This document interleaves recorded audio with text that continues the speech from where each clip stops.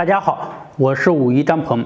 今天呢，我为大家分享一个养阳气的方法，就是用我们手的劳宫穴去抓我们的内关，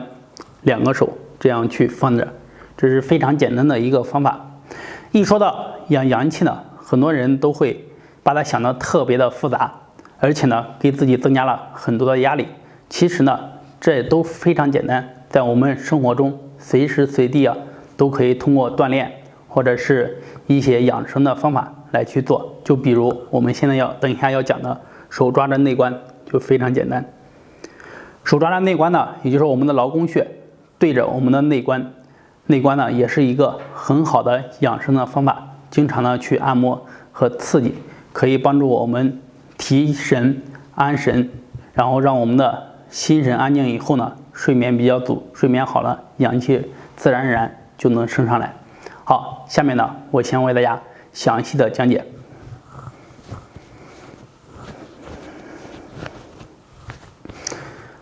我们这个呢，就是把手掌的劳宫穴对着另外一侧的内关穴。内关穴呢，我们可以找得到，用3指横纹，好，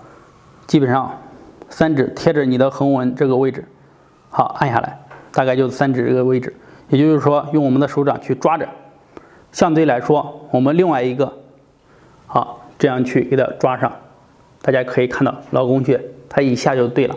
对着。你可以最简单的方法就是把你的2个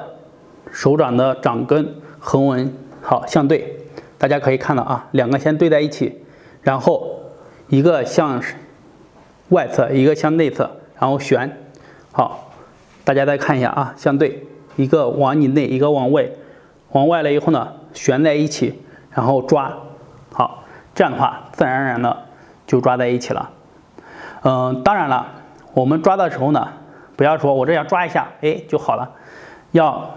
有时间的。比如我们抓着坐在那里不动，或者是坐公交车呀，或者坐在那里没有事的时候就抓着，可以做个时间稍微长一点，比如3到5分钟，或者是更久。我们一般情况下，你抓的时候呢，慢慢的，你劳宫穴和你内关这个位置就开始发热，这些热呢，一点点的会向你的身体呢传导，顺着你的胳膊，有时候呢会很热，整个身体都特别的暖洋洋的，甚至会出汗。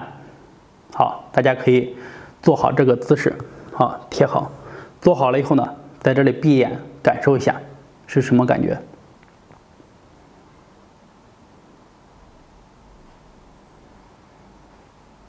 静心去感受一下。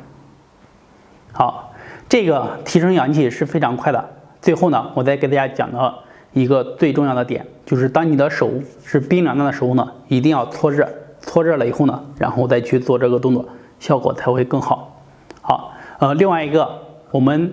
不但要养阳气、提升阳气，还要注意不要去伤害。比如夏天呢，吃冷饮，冰的、凉的，冰箱里拿出来的，都是伤阳的一个